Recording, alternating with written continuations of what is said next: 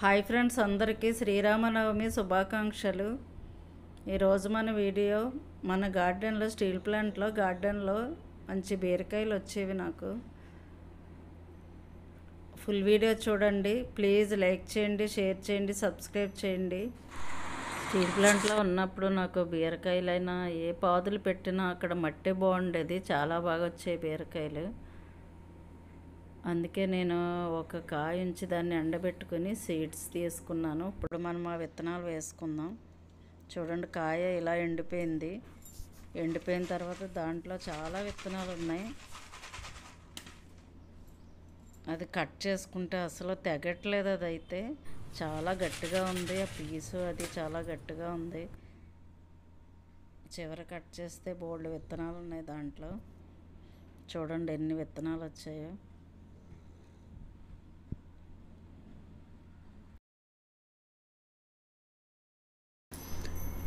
Seeds అన్నీ మళ్ళీ దాచిపెట్టుకోవచ్చు, దాచుకొని మళ్ళీ నెక్స్ట్ టైం వేసుకోవచ్చు. చూడండి మంచి సీడ్స్ ఇవి.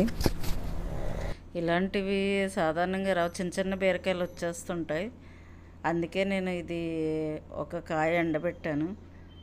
ఎండబెడితే దాని నుంచి నేను చాలామందికి ఇచ్చాను, మళ్ళీ ఫ్రెండ్స్కి 2-3కి ఇచ్చాను. అవి మనకి ఎక్కువైపోతాయి కదా. చూడండి ఎక్కువే వచ్చాయి. ఇప్పుడు ఇవి గార్డెన్లో పెట్టుకుందాం. చూడండి తవ్వించాం గార్డెన్, దాంట్లో మనము ఈ సీడ్స్ పెట్టుకుందాం. ఆల్రెడీ మేము పెంట మట్టి అన్నీ వేయించాము, దానివల్ల మొక్కలు బాగానే వస్తున్నాయి.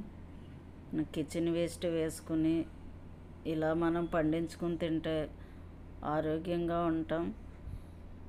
ఇప్పుడు అన్ని మందులతో పెంచుతున్నారు అన్నీ, దానివల్ల బోళ్ళన్ని ప్రాబ్లమ్స్ వస్తున్నాయి. ప్లేస్ ఉన్నవాళ్ళు ఇలా కంపల్సరీ మొక్కలను పెంచుకుని కూరగాయలు పండించుకుని తినండి. చూసారా చక్కగా వచ్చేసాయి నాకు మొక్కలు. వేసవికాలం కదా, 2 పూటల వాటర్ వేసుకుంటూ ఉండాలి, లేకపోతే పాపం చచ్చిపోతుంటాయి మళ్ళీ ఎండకి. మార్నింగ్ ఈవినింగ్ వేయాలి, మళ్ళీ ఎండలో వేస్తే వేడి వచ్చేస్తుంది కదా. ఇంకా 2 పూటలు చక్కగా కొంచెం కొంచెం వాటర్ వేస్తే చక్కగా వస్తాయి. వాటికి పందిరి వేయాలి. మళ్ళీ పందిరి వేసి దానికి తాళ్ళు కడితే చక్కగా బోల్డ్ కాయలు వస్తాయి మనకి.